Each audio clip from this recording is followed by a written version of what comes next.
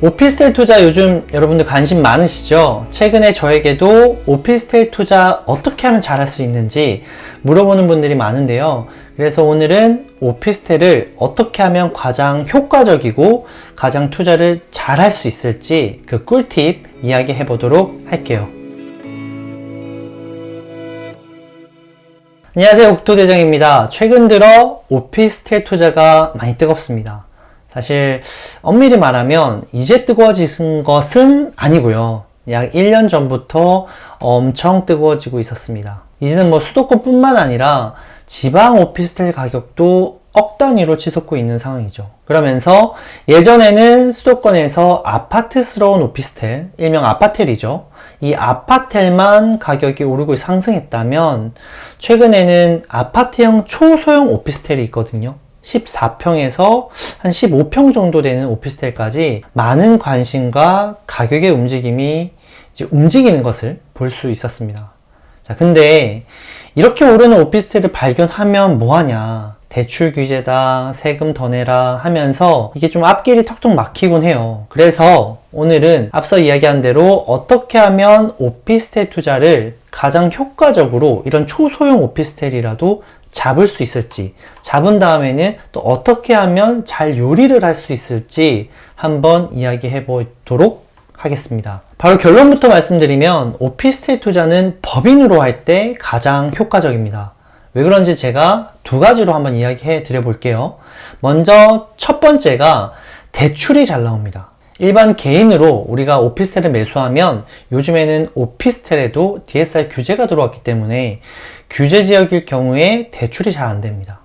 그런데 개인 사업자 또는 법인 사업자로 진행하게 되면 적어도 70%까지는 대출이 나오고 많이 나오는 것은 80%까지도 나오기도 합니다. 그럼 예를 한번 들어볼게요.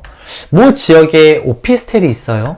가격이 오를 수 있는 아주 좋은 오피스텔이라고 치죠. 매매가는 한 4억에서 한 4억 5천 정도 나오고 평균 KB 시세가, 대출을 받을 수 있는 KB 시세가가 4억 정도라고 해보면 이 4억짜리 오피스텔의 대출을 70% 받았을 때 한 2억 8천 정도 나오죠. 그러면은 이게 한 월세로 환산하게 되면 한 평균 시세가 한 5천에 150 이 정도가 됩니다. 그렇다면 한 2억 8천에 보증금 5천, 한 총 3억 3천에 돈이 들어가죠.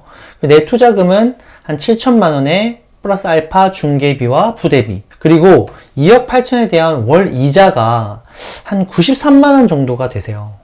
그러면 아까 전에 한 150만 원 정도 월세를 받아서 57만 원 정도가 남는 거죠. 물론 이 경우는 좀 좋은 케이스입니다. 왜냐면 KB 시세가가 평균 시세가에 대비, 호가 대비해서 거의 웃돌기 때문이죠. 보통은 좀 낮죠. 그래서 이 정도까지 나오진 않을 수도 있겠지만 이런 것들을 잘 찾는다면 우리가 월세를 받고 이자를 내고도 돈이 남는 케이스가 되고요.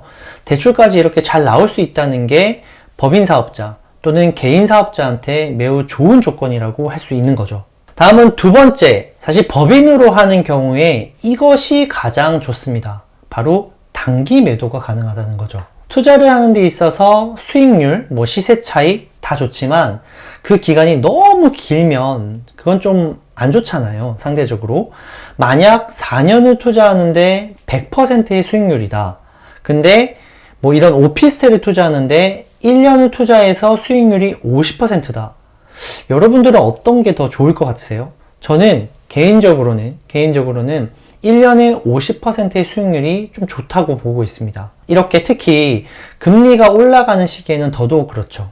그런 부분에 있어서 법인으로 오피스텔을 진행하게 되면 이런 단기 매도에 매우 유리합니다. 이제 왜 그런지 한번 말씀드려 볼게요. 보통 개인으로 진행하게 되면 1년 미만의 양도세는 70%, 2년 미만의 세금은 60%의 양도세를 내게 됩니다.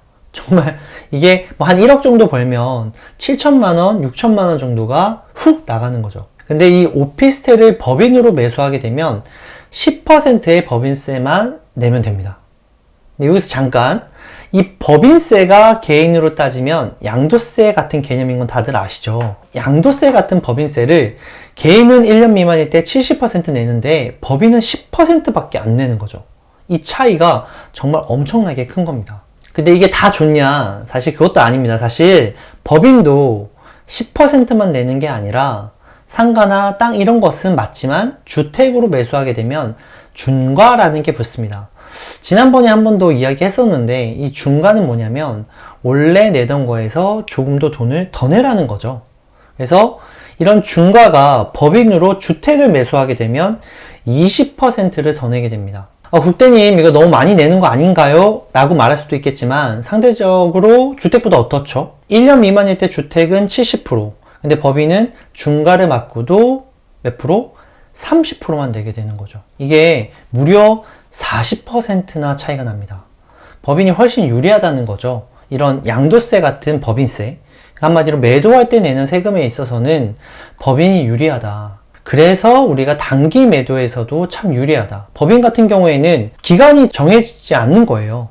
오늘 사서 내일 팔면 그냥 바로 법인세가 나오기 때문에 우리가 단기적으로 금액이 오를 때 그럴 수 있는 오피스텔의 경우에는 이렇게 접근해 볼 수가 있는 거죠. 물론 법인으로 오피스텔을 매수 시 불편한 사항도 좀 있죠. 예를 들면 법인을 설립하고 운영해 나가는 과정에서 소소한 자본금과 수익을 운영하고 관리하는 부분에 있어서도 체크할 사항들이 좀 많이 있거든요. 그래서 이런 것들이 좀 애로사항이고, 또 다음은 법인 관련해 가지고 돈을 어떻게 개인으로 갖고 올 것인지 그런 부분도 좀 애로사항이긴 하죠. 그래서 다음에 제가 법인 관련해서 컨텐츠를 혹시라도 준비하게 되면 좀 더 세부적으로 이야기해 드리고요. 여러분들이 법인 관련해 가지고 좀 궁금하신 부분들이 있다면 유튜브에 좀 많이 나오니까 그런 부분들을 좀 참고하시면 좋을 것 같습니다. 오늘은 간단하게 정리해서 소득과 주택이 증가하거나 앞으로 증가할 예정이면서 투자를 계속해서 지속할 분들 있잖아요. 그런 분들은 보통 법인을 많이 하시죠. 이런 법인 분들에게 오피스텔 투자는 정말 매력적이라고 생각합니다. 아마 제가 또 이렇게까지 이야기하면 이런 질문들을 하실 거예요. 법인으로 사고 임대를 줄 때 세입자가 잘 붙을 수 있나요? 또는 법인으로 사고 팔 때 매수세가 붙을 수 있을까요? 사실 이 질문에 대한 답은 오피스텔의 가격 적정성과 상품성에 있다고 보시면 되는데요. 이것도 지난번 오피스텔 영상, 지난번 영상에서 다 말씀을 드렸어요.